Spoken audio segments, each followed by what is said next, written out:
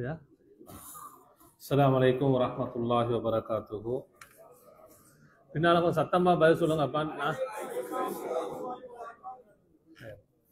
إن الحمد لله نحمده ونستعينه ونستغفره ونؤمن به ونتوكل عليه ونعوذ بالله من شرور أنفسنا ومن سيئات أعمالنا من يهده الله فلا مضل له ومن يضلل فلا هادي له وأشهد أن لا إله إلا الله وحده لا شريك له وأشهد أن محمدا عبده ورسوله يا أيها الذين آمنوا اتقوا الله حق تقاته ولا تموتن إلا وأنتم مسلمون أما بعد. அன்பார்ந்த சகோதர சகோதரிகளே, தர்பியாவுடைய இந்த வகுப்புகளில் நாம் இப்பொழுது இரண்டாவது பாடம் தஃப்சீருடைய பாடம். தஃப்சீருக்காக வேண்டி நாம் இன்று தெரிவு செய்திருக்கக்கூடிய சூரா அத்தியாயம் அல் குர்ஆனில் 85வது அத்தியாயம் அல் புரூஜ் அத்தியாயம். அன்புக்குரியவர்களே, இந்த அத்தியாயம் 22 வசனங்களை கொண்ட அத்தியாயமாகும். இன்றைய இந்த வகுப்பிலே இன்ஷா அல்லாஹ் ஒரு 10 வசனங்களை நாம் பார்ப்போம். அல்லாஹு தஆலா இந்த அத்தியாயத்தை 4 சத்தியங்களை கொண்டு ஆரம்பம் செய்கிறார். முதலாவது வசனம், முதலாவது வசனத்தை ஓதுங்க சத்தமா. பெரும்பாலும் இந்த சூரா நிறைய பேருக்கு பாடம் இருக்கலாமா? சத்தமா ஓதுங்க. வஸ்ஸமாஇ ذاتில் புரூஜ். அதனுடைய கருத்து வஸ்ஸமாஇ என்று சொன்னா வானத்தின் மீது சத்தியமாக. அல்லாஹு தஆலா அவனால் படைக்கப்பட்ட ஒரு பிரமாண்டமான படைப்பு. அந்த வானத்தின் மீது அல்லாஹு தஆலா சத்தியம் செய்கிறான். வஸ்ஸமாஇ வானத்தின் மீது சத்தியமாக. அந்த வானத்தை அல்லாஹு தஆலா இன்னும் கொஞ்சம் நமக்கு புரிஞ்சு கொள்ளத்துக்காக வேண்டி ذاتில் புரூஜ் என்ற வார்த்தையும் அல்லாஹு தஆலா சேர்த்து சொல்கிறான். ذاتில் புரூஜ் என்று சொன்னால் கோள்களுடைய அல்லது நட்சத்திரங்களுடைய வானத்தின் மீது சத்தியமாக.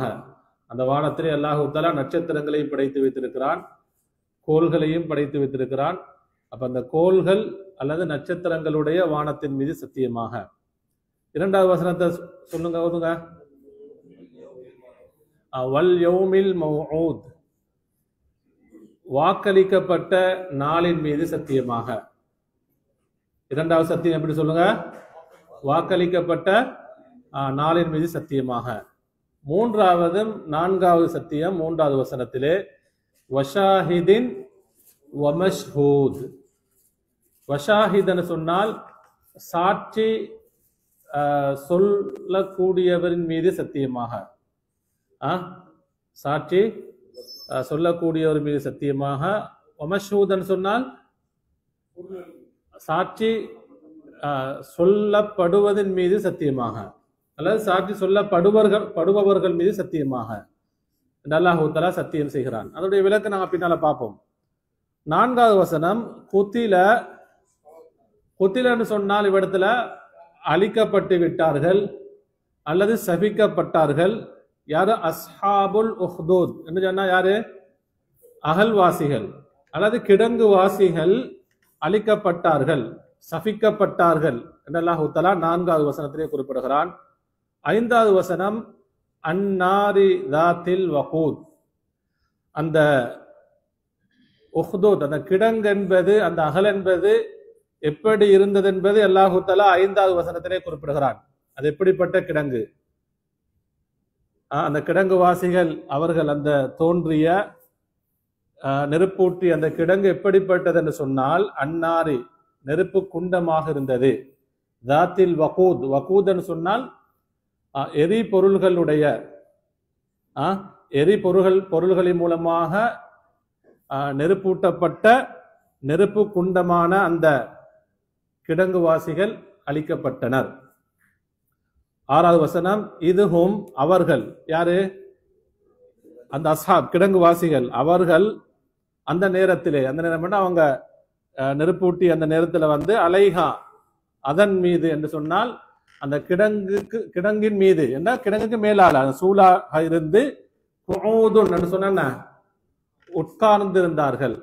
அப்ப கிடங்குக்கு மேலால அந்த கிடங்குவாசிகள் காயிதன்னு சொன்னால் உட்கார்ந்து இருக்கக்கூடிய சொல்றது, குஊதுன்னு சொன்னால் அதனுடைய பன்மை. அப்ப உட்கார்ந்து இருந்தார்கள். 7வது வசனம் உட்கார்ந்து என்ன செஞ்சு கொண்டிருந்தாங்க சொல்லுங்க.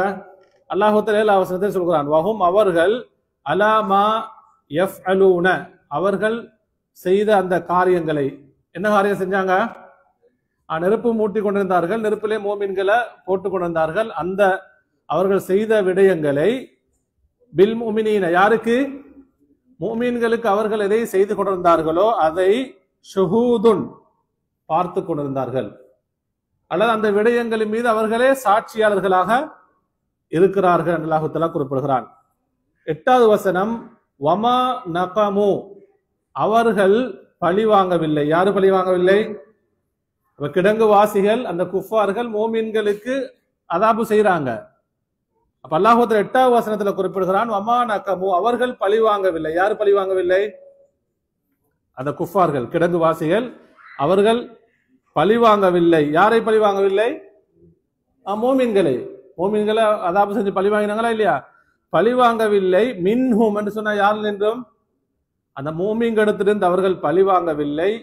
இல்ல ஐயுமினு பில்லாஹி என்ன காரணம்? அவர்கள் அல்லாஹ்வை ஈமான் கொண்டதற்காகவே தவிர. அப்ப அவங்க பழி வாங்கியதெல்லாம் என்ன காரணம்? ஒரே ஒரு காரணம், அவர்கள் அல்லாஹ்வை ஏற்றுக்கொண்டார்கள், அல்லாஹ்வை நம்பிக்கை கொண்டார்கள் என்பதற்காக வேண்டி தவிர வேறு ஏதும் என்று அல்லாஹ் தஆலா குறிப்பிடுகிறார். எப்படிப்பட்ட அல்லாஹ்? அல் அசீஸ் மிகைக்கக்கூடிய கண்ணியமான அல்லாஹ். அல் ஹமீத் என்று சொன்னால் புகழுக்குரிய அல்லாஹ். இது அல்லாஹ்வுடைய 2 அழகான பெயர்கள்ல உள்ளது. அவர் மிகைக்கக்கூடிய புகழுக்குரிய அல்லாஹ்வை அவர்கள் ஈமான் கொண்ட காரணத்தினால் அவர்கள் பழி வாங்கினார்கள். அல்லாஹ் தஆலா திரும்ப அவனுடைய ஆற்றலை பற்றி 9வது வசனத்திலே குறிப்பிடுகிறான். அல்லது எப்படிப்பட்ட இறைவன் அல்லாஹ் என்று சொன்னால் லஹு அவனுக்குத்தான் இருக்கிறது முல்கு சமாவாத்தி வல் அர்த் என்று சொன்ன வானங்கள் பூமியுடைய ஆட்சி அதிகாரம் யாருக்கு சொந்தமானது? அல்லாஹ்வுக்கு சொந்தமானது. அல்லாஹ்விடத்திலே தான் இருக்கிறது.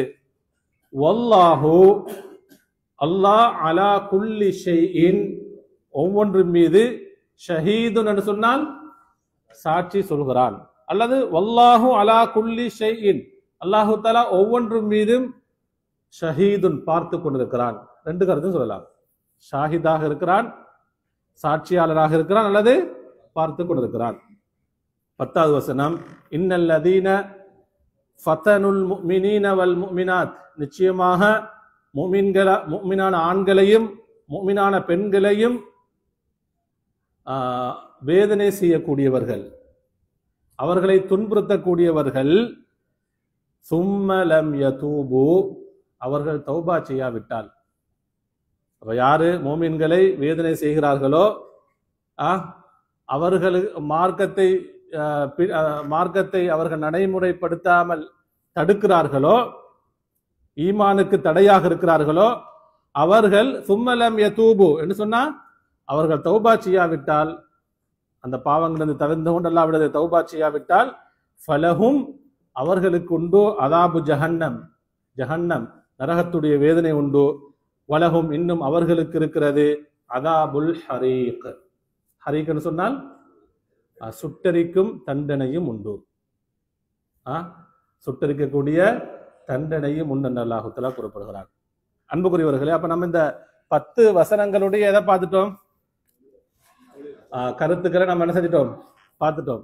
அன்புக்குரியவர்களே, பொதுவாக குறிப்பாக நம்ம அம்ம ஜுஸ்ல வரக்கூடிய சூரா நமக்கு பரிச்சயமாக இருக்கு. நாம் அதனுடைய கருத்துக்களை என்ன செய்யணும்? வாசிக்கணும் அதிகமாக. ஒவ்வொரு சொல்லக்கூடிய வசனங்கள் சொல்லக்கூடிய கருத்துக்களை நாம படிக்கணும். நம்ம ஃபர்லான தொழுகையா இருக்கலாம், ஒஃபரையான தொழுகையில என்ன செய்யணும்? அந்த கருத்துக்களை நம்ம உள்ளத்துக்கு உள்வாங்கி தான் என்ன செய்யணும்? ஓதணும். இல்லாட்டி அந்த வசனங்களுடைய தாக்கம் நம்முடைய உள்ளத்துக்கு என்ன செய்யாது, ஏற்படாது. அன்புக்குரியவர்களே, அப்ப சூரா அல் புரூஜ் அல் குர்ஆன் 85வது வசனம், இது மக்கியாவை சேர்ந்தது. அதாவது அறிஞர்கள், தஃசீருடைய அறிஞர்கள் அல் குர்ஆனுடைய வசனங்கள் அத்தியாயத்தை 2ஆக பிரிப்பாங்க. ஒன்று மக்கியா, அடுத்தது மதனியா. மக்கியான்னு சொன்னா என்ன சொல்லுங்க? நபி ஸல்லல்லாஹு அலைஹி வஸல்லம் ஹிஜ்ரத்துக்கு முன்னால் இறங்கிய வசனங்கள், அத்தியாயங்கள். அப்ப இது மக்கியா, நபி அவர்களுடைய ஹிஜ்ரத்துக்கு முன்னால் இறங்கியது. அதுவும் நபி அவர்களுடைய அந்த தாவாவுடைய ஆரம்ப காலகட்டத்தில் இறங்கிய அத்தியாயம். சும்மியத் ஆதிஹி சூரா பிசூரத்தில் புரூஜ். இந்த அத்தியாயத்துக்கு எப்படி பேர் வைக்கப்பட்டிருக்கிறது சொல்லுங்க, சொல்லுங்க. அல் புரூஜ். என்ன காரணம்? இந்த அத்தியாயத்தின் முதல் வசனம் எழுது வருது, அந்த அல் புரூஜ் என்ற வார்த்தை வருகிறது. அந்த வார்த்தையை கொண்டு பேர் வைக்கப்படுகிறது. அன்புக்குரியவர்களே, இந்த அத்தியாயம் சம்பந்தமாக வரக்கூடிய ஹதீஸை நாங்கள் பார்க்கும் பொழுது இதனுடைய சிறப்பாக அபூதாவூதிலே அதாவது 805வது ஹதீஸாக வருகிறது. இந்த ஹதீஸை ஜாபிர் இப்னு சமுரா ரலியல்லாஹு அன்ஹு அறிவிக்கிறார்கள். ரசூலுல்லாஹி ஸல்லல்லாஹு அலைஹி அவர்கள் கான யக்ரஉ ஃபி ظுஹரி வல் அஸ்ரி பிஸ்ஸமாஇ வத்தாரிக் வஸ்ஸமாஇ ذاتில் புரூஜ் வனஹ்வஹுமா மினஸ் சுவர். நபி ஸல்லல்லாஹு அவர்கள் லுஹருடைய தொழுகையிலும் அசருடைய தொழுகையிலும் என்ன சூறாக்கள் ஓதுவாங்களாம்? வஸ்ஸமாஇ ذاتில் புரூஜ், வஸ்ஸமாஇ வத்தாரிக்கே ஓதுவார்கள். அப்ப சூரா அல் புரூஜ் ஓதுவார்கள். அடுத்தது என்ன? சூரத்து தாரிக்கே ஓதுவார்கள். அது போன்ற சூறாக்களையும் என்ன செஞ்சுக்கிறாங்க, ஓதக்கூடியவர்களாக இருந்தார்கள் என்று வருகிறது. அன்புக்குரியவர்களே, இந்த சூரா நமக்கு நிறைய படிப்பினைகளை நமக்கு தருகிறது. மின் அஹம்மி மகாசிதி சூரா. அஹ்லு தஃசீர், தஃசீருடைய ஆசிரியர்கள், அறிஞர்கள், அதாவது முன்னைய கால அறிஞர்களாக இருக்கலாம், தற்காலத்து தஃசீர் துறை சார்ந்த அறிஞர்களாக இருக்கலாம், எல்லாரும் சொல்லக்கூடிய இந்த சூராவுடைய முக்கியமான நோக்கம், அல்லாஹு தாலா இதை இறக்கியத்துக்குரிய இந்த அத்தியாயத்தை அல்லாஹு தாலா நபி ஸல்லல்லாஹு அலைஹி அவர்களுக்கும் அவருடைய சமுதாயத்துக்கும் இறக்கியதன் நோக்கத்தை பற்றி சொல்லும் பொழுது சொல்கிறார்கள், தஸ்லியத்துன் நபி ஸல்லல்லாஹு அலைஹி வஸல்லம் வ அஸ்ஹாபஹு வ அஸ்ஹாபிஹி அம்மா அஸாபஹும் மின் அஅதாஇஹிம் வ தஸ்பீத்துல் முஃமினீன அலல் ஹக் என்று சொல்கிறார்கள். என்ன சொன்னா, நபி ஸல்லல்லாஹு அலைஹி வஸல்லம் அவர்களையும் அவர்களுடைய தோழர்களையும் அதே போன்று நபி ஸல்லல்லாஹு அலைஹி வஸல்லம் ஏற்றுக்கொண்ட மறுமை நாள் வரும் வரைக்கும் வரக்கூடிய மோமீன்கள், அவர்களை ஆறுதல் படுத்துவதற்காக வேண்டித்தான் அல்லாஹு தஆலா இந்த அத்தியாயத்தை இறக்கியிருக்கிறார். இதில் இருக்கக்கூடிய படிப்பினை தான் அல்லாஹு தஆலா நபி அவர்களை ஆறுதல் படுத்துகிற அந்த அத்தியாயத்தின் மூலமாக, இந்த அத்தியாயத்தில் வரக்கூடிய செய்திகளின் மூலமாக முக்கியமான ஒரு நிகழ்வு சொல்லப்படுகிறது. அதே ஒன்று தனது நபியருடைய தோழர்களையும் அல்லாஹு தஆலா ஆறுதல் படுத்துகிறான். அதே ஒன்று மறுமை வரைக்கும் யாரெல்லாம் குஃபார்களினால், எதிரிகளினால், அநியாயக்காரர்களினால் துன்புறுத்தப்படுவார்களோ, எதற்காக வேண்டி சொல்லுங்க? உலகத்துக்காக வேண்டியா? ஈமானுக்காக வேண்டி. யாரெல்லாம் அநியாயம் செய்யப்படுவார்களோ, துன்புறுத்தப்படுவார்களோ, பல இன்னல்களை சந்திப்பார்களோ, அவர்களை ஆறுதல் படுத்துவதற்காகவும் இன்னும் அவர்களை இன்னும் ஈமானிலே உறுதிப்படுத்துவதற்காகவும். ஒன்று ஆறுதல், தஸ்லியா. இரண்டாவது தஸ்பீத். என்ன சொன்ன, அந்த ஈமான் இன்னும் என்ன செய்யணும், அப்படி இருக்கணும், ஸ்ட்ராங்காக இருக்கணும் என்பதற்காக வேண்டியும். அன்புக்குரியவர்களே, முதலாவது வசனம் என்ன? வஸ்ஸமாஇ ذاتில் புரூஜ்.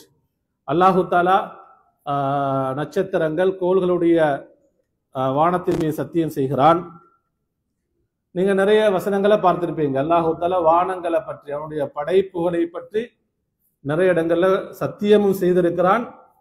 அதே போன்று அவனுடைய பிரமாணமான படைப்புகளை பல வசனங்களிலே சொல்லியிருக்கிறான். எதற்காக வேண்டி இதெல்லாம் சொல்லணும் சொல்லுங்க?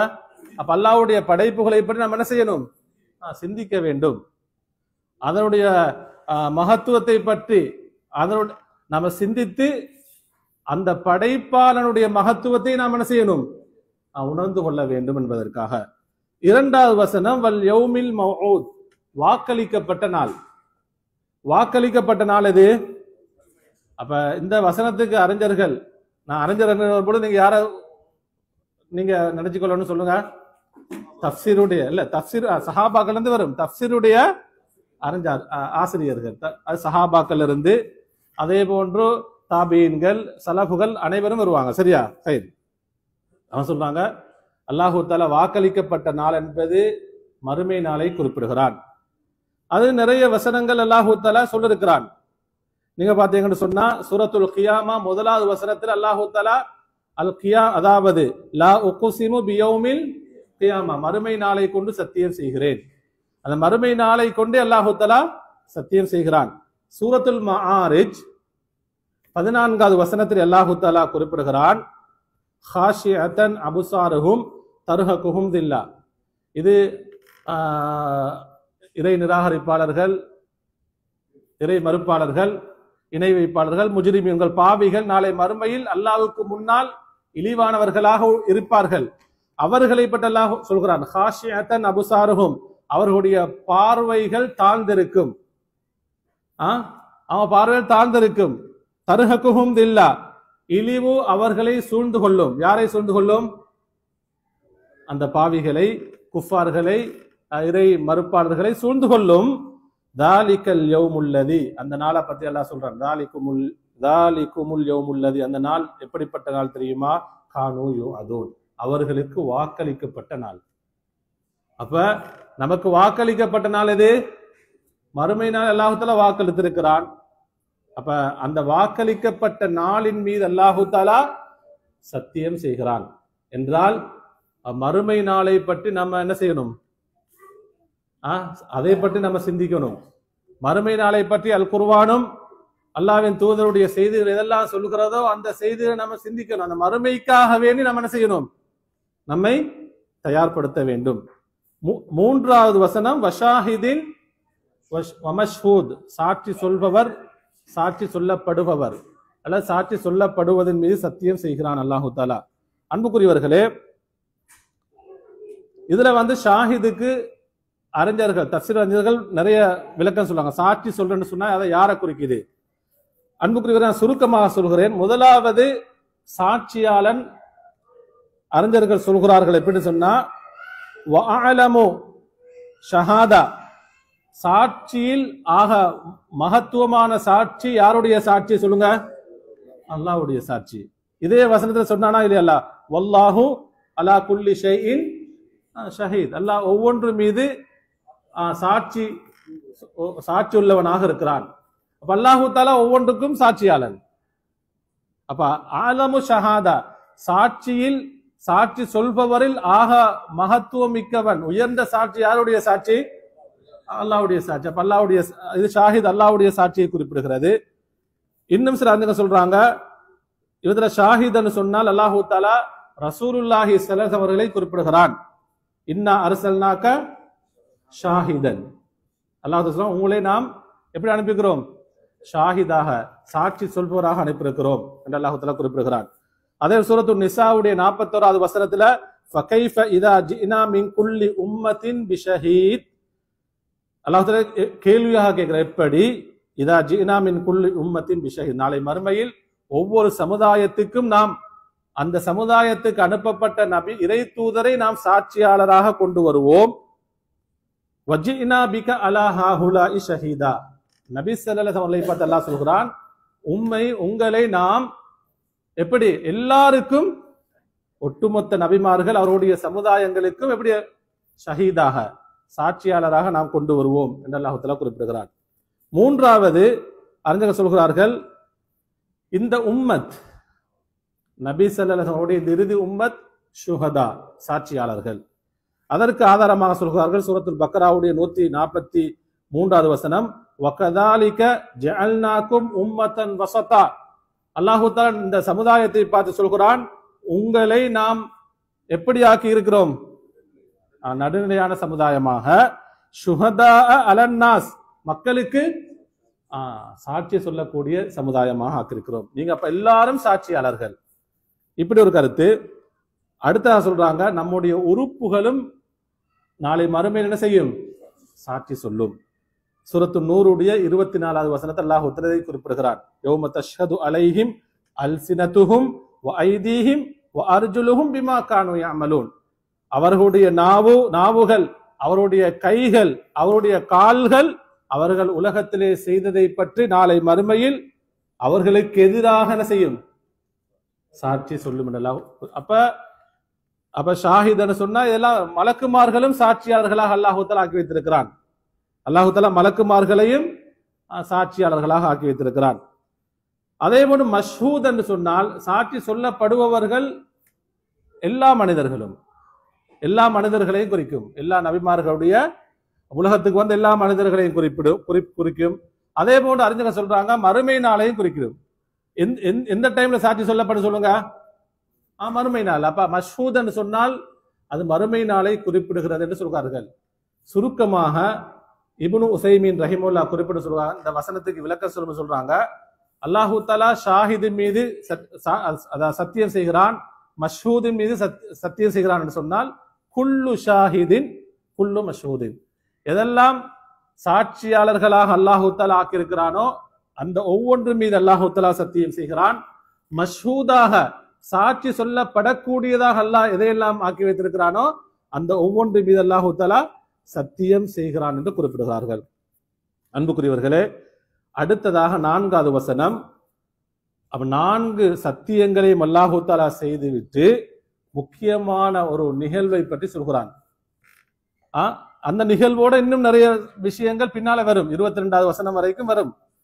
அதுல முதலாவது அல்லாஹு தஆலா குறிப்பிடுகிறான், 4 சத்தியங்களுக்கு பின்னால் குத்தில அஸ்ஹாபுல் உஹ்தூத், கிடங்கு வாசிகள் அழிக்கப்பட்டு விட்டார்கள். கிடங்கு வாசிகள், அகல்வாசிகள் அழிக்கப்பட்டார்கள், சபிக்கப்பட்டார்கள். அன்புக்குரியவர்களே, எனக்கு நினைக்கிறேன் ஒரு 10 நிமிடம் தான் இருக்கு. அதனால் சுருக்கமா இந்த வசனத்தோட மட்டும் அந்த சம்பவத்தையும் சில விஷயங்களை சொல்லி நான் நிறைவு செய்கிறேன். அன்புக்குரியவர்களே, இப்ப கிடங்கு வாசிகள் என்று சொன்னால் நமக்கு எல்லாருக்கும் வரக்கூடிய ஒரு சம்பவம் என்ன? நம்ம எல்லாருக்கும் தெரியும். சஹீஹ் முஸ்லிம் வரக்கூடிய ஒரு சம்பவம், நபி அவர்கள் சொன்ன விஷயம், அதுதான் நமக்கு நினைவுக்கு வரும். ஆனா அன்புக்குரியவர்களே, நம்ம சுருக்கமாக சம்பவத்தை சொல்லத்துக்கு முன்னாடி அவங்களுக்கு குறிப்பிடுகிறேன். அதிகமான தஃப்சீருடைய அறிஞர்கள் சொல்றாங்க, அல்லாஹு தஆலா கிடங்குவாசிகள் அழிக்கப்பட்டார்கள், கிடங்குவாசிகள் சபிக்கப்பட்டார்கள் சொன்னால் அந்த சஹீஹ் முஸ்லிம்ல வரக்கூடிய அந்த நிகழ்வை மட்டும் இங்கே குறிப்பிடவில்லை. ஏன்னா நபி அவங்க அந்த சஹீஹ் முஸ்லிம் வரக்கூடிய சம்பவத்தை சொல்லும் பொழுது இந்த சூரத்துல் புரூஜோட டச் பண்ணி அவங்க என்ன செய்யல, சொல்லல, இணைத்து சொல்லல, குறிப்பாக்கி சொல்லல. அதனால ஷேக் இப்னு உசைமீன் ரஹிமுல்லா சொல்றாங்க, அது போன்ற சம்பவங்கள் நிறைய நடந்திருக்கலாம்.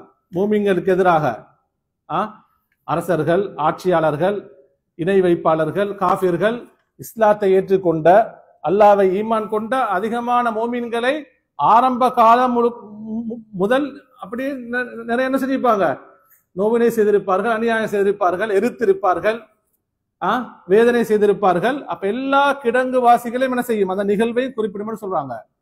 அப்ப இன்றைக்கும் ஒரு சம்பவம் அது மாதிரி நடந்தா அதுவும் இந்த வசனத்துக்கால வரும். நாளைக்கும் மறுமை நாள் வரைக்கும் மோமின்கள் என்ன செய்யலாம், இப்படி சோதிக்கப்படலாம், அநியாயம் செய்யப்படலாம். எனவே அனைத்தையும் அது குறிக்கும் என்று சொல்கிறார்கள். அன்புக்குரியவர்களே, சஹீஹ் முஸ்லிம்ல 3005வது செய்தியாக வருகிறது. நபி ஸல்லல்லாஹு அவர்கள் ஒரு சம்பவத்தை சொல்றாங்க. என்ன சம்பவம் தெரியுமா? அதாவது எப்படிப்பட்ட நேரத்தில் சொல்றாங்கன்னு சொன்னா, நபி ஸல்லல்லாஹு அவர்களும் சஹாபாக்களும் அன்றைய மக்கா இதை நிராகரிப்பார்களால் எல்லா துன்பங்களையும் அனுபவித்துக் கொண்டிருக்கும் பொழுது, அப்படியே இல்லையா? ஒரு தடவை சஹீஹ் புகாரில வரக்கூடிய செய்தி, நபி அவர்கள் காபா அந்த நிழல்ல தன் தோல்ல போட்டிருக்கக்கூடிய சால்வைய தலையணையாக வைத்து உறங்குகிறார்கள். அந்த நேரத்துல ஹப்பாப் ரலியல்லாஹு அவங்க வாராங்க, சொல்றாங்க, அல்லாஹ்வின் தூதரே, நீங்க அல்லாஹ் நமக்கு உதவியை தர வேண்டும், அதற்கு நீங்கள் துஆ செய்யக்கூடாதா? அல்லாஹ் எடுத்து நீங்க பிரார்த்தனை செய்யுங்கள். இந்த மக்கத்து குறைஷிகள், காஃபிர்கள் நமக்கு நோவினை செய்கிறார்கள். ஒரு சாதாரண நோவினை அல்ல. ஹப்பாப் அவங்க சொல்றாங்க, அவங்க எப்படி தண்டிக்கப்பட்டாங்க? அதாவது இரும்பை காய்ச்சி அவருடைய வெறுமேனிலே என்ன செய்வாங்க, சூடு போடுவார்கள். அப்படி வேதனை செய்யப்பட்டார்கள். அவர் வேதனை தாங்க முடியாம கேட்கிறாங்க, அல்லாஹ்வின் தூதரே, நீங்க அல்லாஹ்ட்ட துஆ செய்யக்கூடாதா? பிரார்த்தனை செய்யக்கூடாதா? நபி என்ன சொன்னாங்க தெரியுமா? ஹப்பாபே, இதற்கு முன்னால் வாழ்ந்த சமுதாயம் அந்த மோமீன்கள் எப்படி சோதிக்கப்பட்டார்கள் தெரியுமா? அல்லாஹ்வை ஈமான் கொண்டார்கள் என்ற ஒரே காரணத்திற்காக என்ன செய்வாங்க? அநியாயக்காரர்கள் பெரும் அகலை தோண்டி குழியை தோண்டி அதிலே அவர்களை நட்டி, அதாவது மரம் அறுக்கக்கூடிய நம்ம வாள் என்று சொல்லுவோமே, அந்த வாளை கொண்டு வந்து அவர்களுடைய தலையில் வைத்து இரண்டாக பிளப்பார்கள்.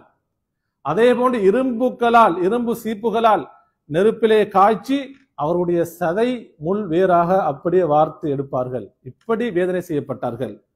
சொல்லிட்டு சொன்னாங்க, நீங்கள் அவசரப்படுகிறீர்கள். சுபஹானல்லாஹ். பாருங்க, அல்லாஹ்வுடைய உதவி நமக்கு கிடைக்க வேண்டும் என்று நீங்க என்ன செய்றீங்க? அவசரப்படுகிறீர்கள். அன்புக்குரியவர்களே, இந்த நேரத்துல தான் நபி அவங்க இந்த சூழ்நிலையில தான் இந்த செய்தியை சொல்றாங்க. சஹீஹ் முஸ்லிம் வரக்கூடிய 3005வது செய்தி. அதாவது கான மலிக்கும் ஃபீமன் கான கபுலக்கும். சுருக்கமாக சொல்கிறேன். அதாவது உங்களுக்கு முன்னால் ஒரு அரசன் வாழ்ந்தான். ஒரு அரசனுடைய செய்தி, ஒரு சிறுவனுடைய செய்தி இந்த ஹதீஸ் சொல்லப்படுகிறது. ஒரு ராஹிப், ஒரு மார்க்க அறிஞருடைய செய்தி. அதே போன்று வேதனை செய்யப்பட்ட மூமின்களுடைய செய்தி இந்த ஹதீஸ் சொல்லப்படுது.